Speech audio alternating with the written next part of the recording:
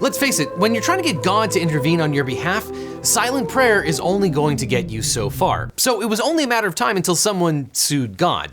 According to many religious traditions, God created the universe. So really, when you think about it, it's only fair that he or she should pay for the damages that they've caused. And in fact, the last part of a complaint, the thing that starts a lawsuit, is called a prayer for relief. And that is not a coincidence, except that it completely is just a coincidence. So let's look at some instances where people have tried to bring God and Satan to justice. The first is where a man sued Satan and his staff for his own problems. In 1971, Gerald Mayo filed a class action lawsuit against Satan and his staff, because I guess like any small business owner, Satan relies on clerical workers to dot the I's and cross the T's. Mayo, a 22-year-old inmate at Western Penitentiary in Pittsburgh, alleged the following, quote, "Satan has on numerous occasions caused plaintiff misery and unwanted threats. Against the will of plaintiff, that Satan has placed deliberate obstacles in his path and caused plaintiff's downfall, and by reason of these acts, Satan has deprived him of his constitutional rights." Yes, that is an actual federal court case. Mayo had filed his complaint in forma pauperis, which in Latin translates to in the manner or character of a pauper. This allows for an indigent party to get court costs waived and is most commonly used by inmates filing suit. However, a federal court will still reject a prisoner's application under the following circumstances: that the allegation of poverty is untrue, the action is frivolous or malicious, the complaint does not state a claim on which relief can be granted, or an inmate sues a defendant for money damages, and that defendant is immune from liability for money damages. Pennsylvania Judge Gerald Weber denied Mayo's petition on the third ground, writing that this court has serious doubts that the complaint reveals a cause of action upon which relief can be granted by the court. In a one-page order dripping with irony, Judge Weber detailed other issues Mayo might have had in regard to suing the Prince of Darkness. Judge Weber questioned whether the court even has jurisdiction to hear the case, noting that Mayo failed to allege whether Satan even lives in the Western District of Pennsylvania. While noting that there is no official case in which the devil has appeared as a defendant, Judge Weber jokingly referred to, quote, "an unofficial account of a trial in New Hampshire where this defendant filed an action of mortgage foreclosure as plaintiff." This was a reference to the short story The Devil and Daniel Webster, where a farmer who sells his soul to the devil is defended before a jury of the damned by famous 19th century American statesman, lawyer, and orator Daniel Webster. Though if you're like me, you're probably more familiar with the Treehouse of Horror story, The Devil and Homer Simpson. I'd sell my soul for a donut. Which is basically exactly the same story. In this context, Judge Weber noted, without deciding, that as a foreign prince, Satan might be able to claim sovereign immunity to shield him from litigation. In rejecting this complaint, Judge Weber also highlighted another potential issue, namely that Mayo could not satisfy the requirements to bring a class action lawsuit. Under Federal Rule of Civil Procedure 23, Judge Weber noted that while Mayo might be able to meet the first three requirements of a class action suit, the court was unable to determine whether Mayo could fairly and adequately protect the interests of the class that he was purporting to represent. And finally, in denying Mayo's petition, Judge Weber noted that Mayo had failed to provide specific instructions to U.S. Marshals for how to serve Satan with a complaint. But this lawsuit shows why it's so hard to sue the devil. All these rules of civil procedure were written by people who are already working for the devil. Lawyers. But then there's the man who tried to sue God to stop natural disasters.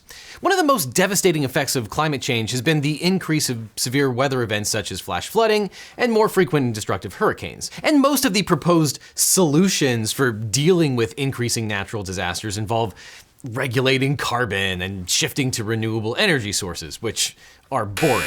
But in 2007, one Nebraska state senator opted for a more direct approach: get a court order against God prohibiting from any more destruction. Entered Nebraska State Senator Ernie Chambers, who left office in 2021 after a record 46 years in Nebraska's legislature. Senator Chambers is no stranger to standing out among his more conservative colleagues. During his career, he would don a sweatshirt and jeans instead of a jacket and tie.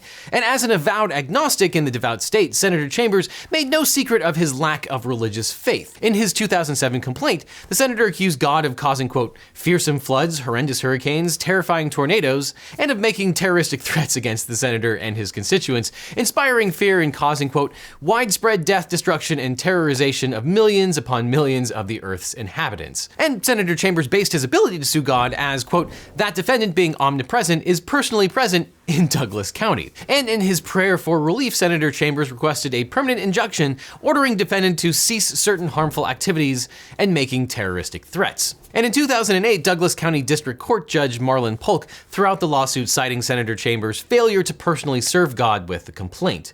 Judge Polk, referring to Nebraska law that requires the plaintiff to have access to the defendant for a lawsuit to move forward, ruled that God's lack of a listed home address was fatal to Chambers' action.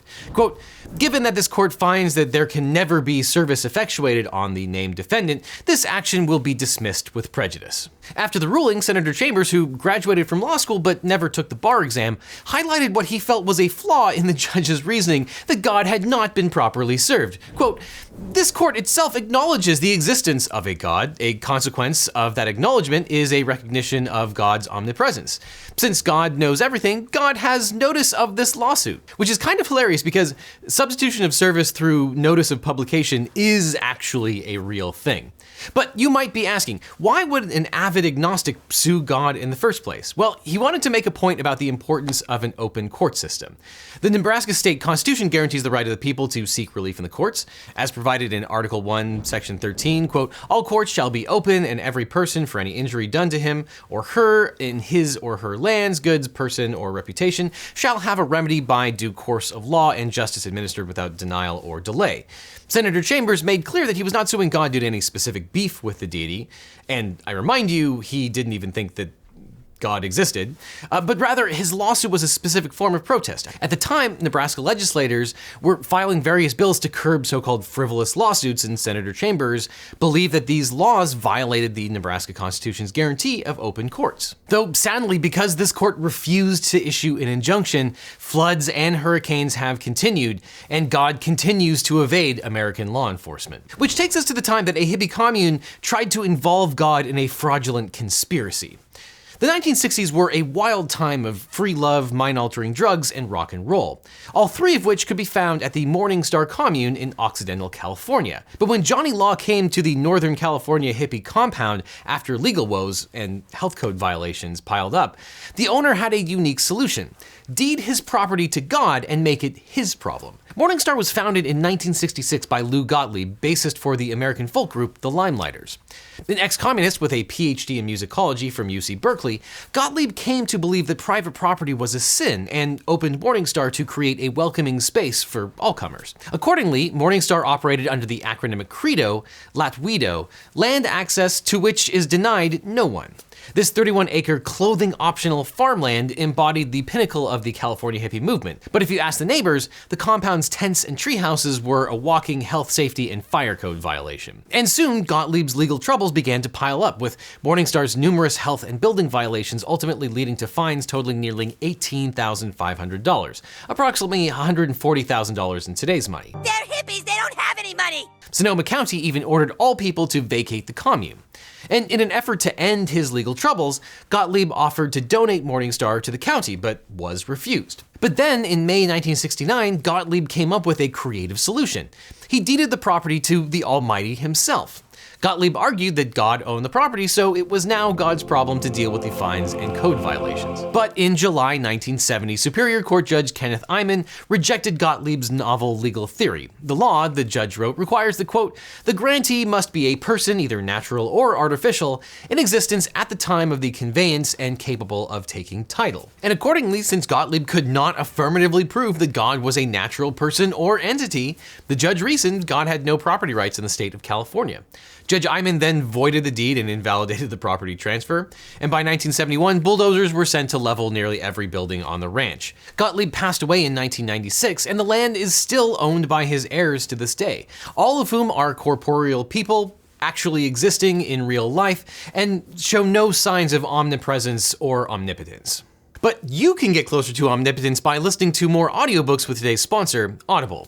Even if you have no intention of suing God or Satan, you should listen to John Grisham's new legal thriller, The Judge's List, on Audible. It's the story of investigator Lacey Stoltz as she follows the trail of a serial killer and closes in on a shocking suspect, a sitting judge. He's the most cunning of all serial killers because he knows forensics, police procedure, and most importantly, the law. Honestly, I was gonna make a joke about Grisham, but that sounds pretty awesome and fun. I use Audible almost every day. It's It's by far the best source of audio entertainment. I listen to audiobooks when I'm running, cleaning up, or when I'm supposed to be listening to friends and loved ones. Audible is the leading provider of spoken word entertainment all in one place. If you tried to listen to everything, it would take you 3 centuries. And as an Audible member, you get 1 credit every month, good for any title in the entire premium selection, which includes basically every bestseller, new release, or memoir. Those titles are yours to keep forever in your Audible library. You'll also get full access to their Popular Plus catalog, which is filled with thousands and thousands of audiobooks, original entertainment, guided fitness and meditation, sleep tracks, and shows, all included with your membership, no credits required. And right now, Audible is running a special promo for Legal Eagles. New Audible members will get a free trial for 30 days. You can try it out and see why everyone, including myself, loves Audible.